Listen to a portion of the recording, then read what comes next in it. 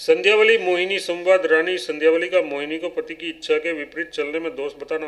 वशिष्ठ जी कहते हैं, पिता की बात सुनकर पुत्र धर्मांधक ने अपनी कल्याणमयी माता संध्यावली को शीघ्र ही बुलाया। पुत्र के कहने से वे उसी क्षण महाराज के समीप आए। धर्मांधक ने उससे मोहिनी तथा पिता की भी बातें कह सुनाई और निवेदन किया, माँ, दोनों की बातों पर विचार करके मोहिनी को सांत्वना दो।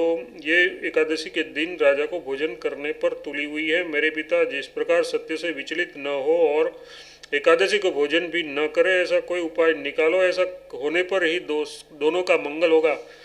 राजन, पुत्र की बात सुनकर संध्यावली देवी ब्रह्मपुत्री मोहिनी से उस समय मधुर वाणी में बोली, वामोरु आग्रह न करो।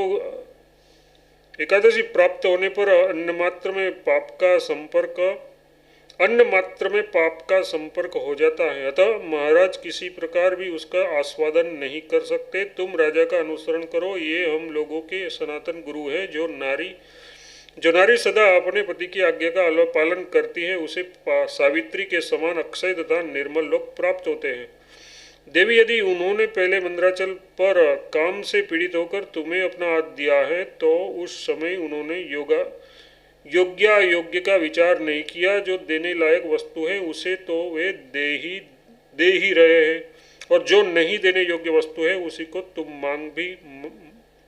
मांगो भी मत। जो सद्मार्ग में स्थित है, उसे यदि विपरीत भी प्राप्त हो तो विपत्ति भी प्राप्त हो, वह कल्याणमयी ही होती है। सुभगे, जिन्होंने बचपन में ही एकादशी के दिन भोजन नहीं किया है, वे इस समय वृद्धावस्था में भगवान विष्णु के पुण्यमय दिन को अन्न कैसे ग्रहण करेंगे। तुम इच्छानुसार कोई दूसरा अत्यंत दुर्लभ वर मांग लो, उसे महाराज अवश्य दे देंगे। उन्हें भोजन कराने के हठ से निवृत्त हो जाओ।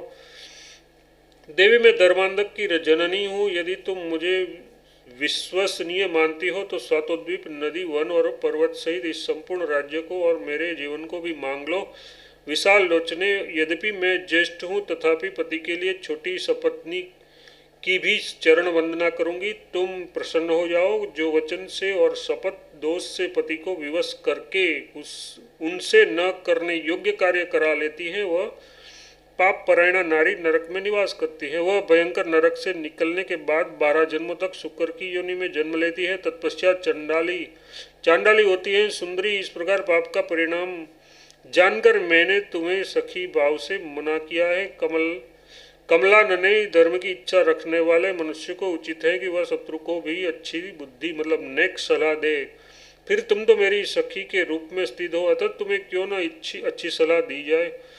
संध्यावली की बात सुनकर मोहकारिणी मोहिनी सुवर्ण के समान सुंदर क्रांति वाली पति की ज्येष्ठा प्रिया से उस समय इस प्रकार बोली, शुभ्रू, तुम मेरी माननीय हो, मैं तुम्हारी बात मानूंगी। नारदादि विद्वान महर्षियों ने ऐसा ही कहा है। देवी, यदि राजा एकादशी के दिन भोजन न करे तो उसके बदले एक दूसरा कार्य करे जो तुम्हारे लिए मृत्यु से अधिक कष्टदायक है। सुबह वह कार्य मेरे लिए भी दुखदायक है, तथापि देववश मैं वह बात कहूंगी जो तुम्हारे प्राण लेने वाली है। तुम्हारे ही नहीं, पति देव के, प्रजा वर्ग के तथा पुत्र वधुओं के भी प्राण हर लेने वाली वह बात है। उससे मेरे धर्म का नाश तो होगा ही, मुझे भारी कलंक की भी प्राप्ति होगी। उस बात को कर दिखाना तो दूर है, मन में उसे करने का विचार लाना भी संभव नहीं है। यदि तुम मेरे उस वचन का पालन करोगी तो इस संसार में तुम्हारी बड़ी भारी कीर्ति फैलेगी। पतिदेव को भी यश मिलेगा, तुम्हें स्वर्गलोक की प्राप्ति होगी, तुम्हारे पुत्र की सब और प्रशंसा करेंगे और मुझे चारों ओर से धिक्कार मिलेगा। वशिष्ठ जी कहते हैं, राजन, मोहिनी की बात सुनकर देवी संध्यावली ने किसी तरह धैर्य धारण किया और उस मोहिनी से कहा, कहो क्या बात है। तुम कैसा वचन बोलोगी जिससे मुझे दुख होगा।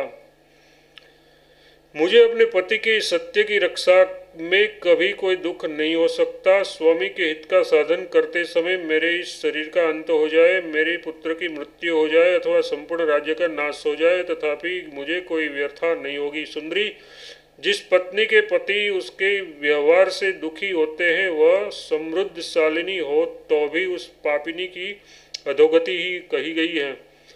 वह 70 युग तक यूप नामक नरक में पड़ी रहती है। तथापि तत्पश्चात भारतवर्ष में 7 जन्म तक छछूंदर होती है। उसके बाद काक योनि में जन्म लेती है, फिर क्रमशः श्रृंगाली, गोधा और गाय होकर शुद्ध होती है। अतः तुम मांगो, मैं पति के हित के लिए तुम्हें अवश्य अभीष्ट वस्तु प्रदान करूंगी। वरानने, मेरा धन, शरीर, पुत्र अथवा अन्य कोई वस्तु जो चाहो मांगो। स्त्रियों के लिए एकमात्र पति के सिवा संसार में दूसरा कौन देवता है?